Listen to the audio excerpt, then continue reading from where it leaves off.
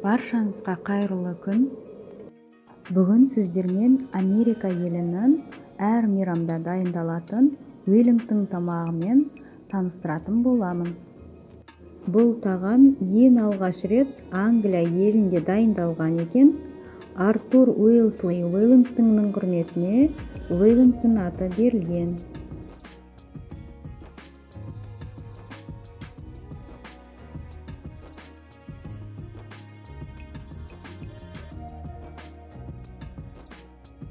Ең алдымен сүйексіз етімізге осы видеодағыдай тоз бұрышын араластырып, екі жақ бетін сүйіп шығамыз. Және де тозы сіңгенше демалтып қоятын боламыз. Бір қызығы, бұл тағамда етті 100% пісірмейді екен, жартылай пісіреді екен. Және бізге қажетті шампиньон, жуа, ащы бұрыш, сарымсақ. Сарымсақтан басқасының барлығын майдалап турап алатын боламыз видеодағыдай. Мен бұл тағамды тапсырысқа дайындап жатырмын, достар. Ал егер үйге дайындайтын болсам, етімді 100% пісіріп алар едім. Өйткені үйдегілер шикі етті жемейді. Видеоны соңына дейін көріңіздер. Қызықты болып, дайындап жатырсаңыздар, комментарий бөліміне жазып кетіңіздер. Сіздерді әр елдің тағамдарымен таныстыратын боламын, сондықтан маған тіркеліп қоюды ұмытпаңыздар.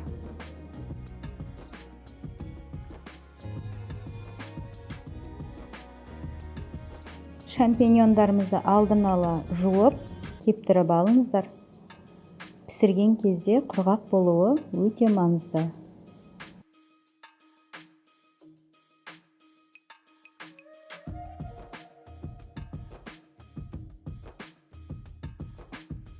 Сары май мен сұйық майымызды қосып, қыздырып аламыз. Майымыз еріген соң сарымсақтарымызды тұтастай салып, бір жақ шетіне етімізді қуырып алатын боламыз.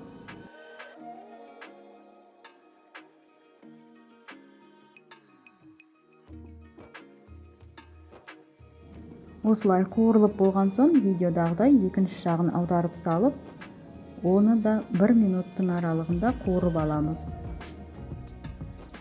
Сарымсақтарымыз тек дәм беру үшін салынған, сондықтан күйіп кетпес үшін алып тастай берсеңіздер болады.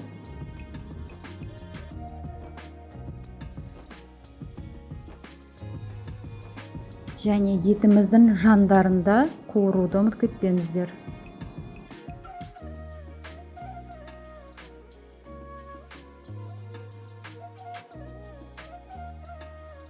Етіміз пісіп дайын болды. Енді онды суығанша алып қоямыз да, сол майымызға жуамызды, шампиньондарымызды қуырып аламыз.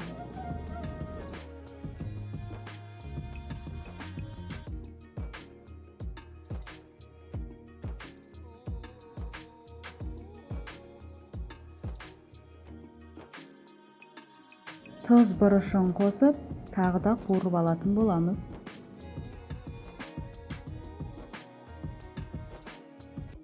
Салмамыз дайын болды. Енді оны суытып, басқа ыдысқа салып қоятын боламыз.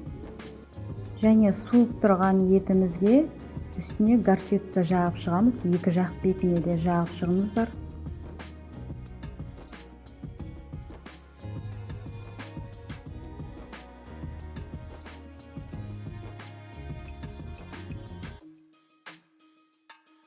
Және бізге аштықсыз қатпарлы қамыр керек болады. Видеодағыдай жайып алыңыздар да, ішіне салмасын салып шығамыз.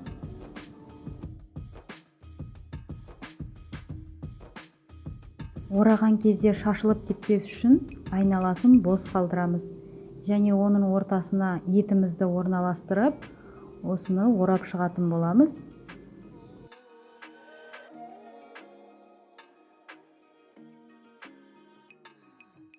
Екі шетінде видеодағыдай бүгіп, ашылып кетпеуін қадағалаңыздар.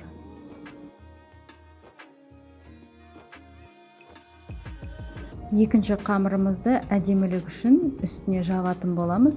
Оны жауып жаппау өз еріктеріңізде, достар.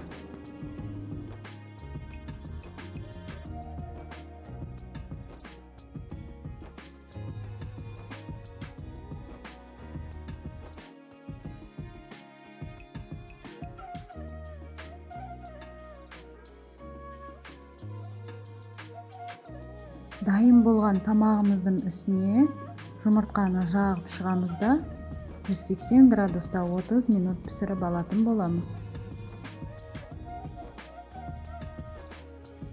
Мінекей дайын болды. Ас болсын баршамызға. Келесі видеомды жіберіп алмас үшін тіркеліп қоюды ұмытпаңыз.